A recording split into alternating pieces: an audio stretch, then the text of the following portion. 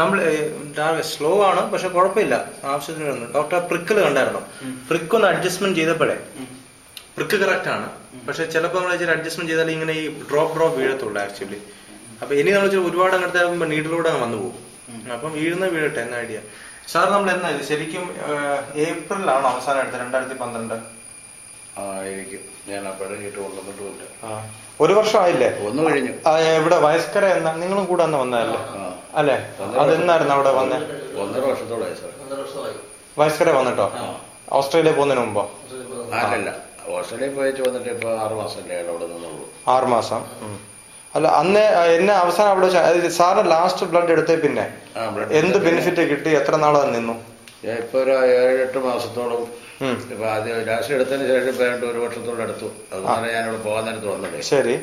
അപ്പൊ sir scan ചെയ്ത report എന്നോട് പറഞ്ഞു ഇപ്പൊ ചെയ്തോണ്ട് ഉടനെ യാത്ര ചെയ്യാൻ വേണ്ട, പോയിട്ട് വരുമ്പോഴേ വന്നേക്കാൻ പറഞ്ഞു. ശരി. എത്ര ഇപ്പൊ 8 മാസമാണോ? 8 അല്ല, ഇപ്പൊ 1 വർഷത്തോളം. അല്ല, ഇത് എടുത്തിട്ട് എത്ര റിലീഫ് ഉണ്ടായിരുന്നു? എത്ര നാളത്തേക്ക്? എനിക്കൊരു 8-10 മാസത്തിന് ഒരു കുഴപ്പമില്ലായിരുന്നു. കുഴപ്പമെന്ന് പറഞ്ഞാൽ പെയിൻ ഇല്ല? പെയിൻ ഇല്ല. അത് കടുകടുപ്പാണ്, കട്ട് കഴിക്കുന്ന കടുകടുപ്പാണ്. അതില്ലായിരുന്നു? അതില്ലായിരുന്നു. പിന്നെ നടക്കാനും ഒക്കെ ബുദ്ധിമുട്ടായിരുന്നു. നടപ്പ് ഭേദമായോ 8 മാസത്തേക്ക്? നടപ്പ് ഇപ്പൊ ഞാൻ ഓസ്ട്രേലിയ നടക്കുമായിരുന്നു. 1 മണിക്കൂർ രാവിലെ നടക്കുമായിരുന്നു. കാരണം നിരപ്പ് റോഡാണ്. മറ്റേ ഇവിടെ വെച്ചൊക്കെ എത്ര നടക്കാൻ പറ്റുമായിരുന്നു? ഇവിടെ വെച്ചെന്ന് പറഞ്ഞാൽ ഒരു കൂടി വന്ന 1 ഫർലോന്ന് അപ്പോഴേക്കും കഥയ്ക്കും. പിന്നെ നമ്മുടെ ഇവിടെ എല്ലാം കയറ്റാറൊക്കെ അവിടെ നിരപ്പ് റോഡും നല്ല അറ്റ്മോസ്ഫിയറും. അപ്പം ബേസിക്കലി ഡോക്ടർ പറഞ്ഞ ഫീഡ്ബാക്ക് 8 മാസത്തോളം എഫക്ട് ഉണ്ടായിരുന്നല്ലേ? 8 മാസത്തോളം വാക്കിംഗ് ബെറ്റർ, കടുകടുപ്പ് പറഞ്ഞ പെയിൻ ഇല്ല, സബ്ജക്റ്റീവ് വെൽഫെയർ ആണ്.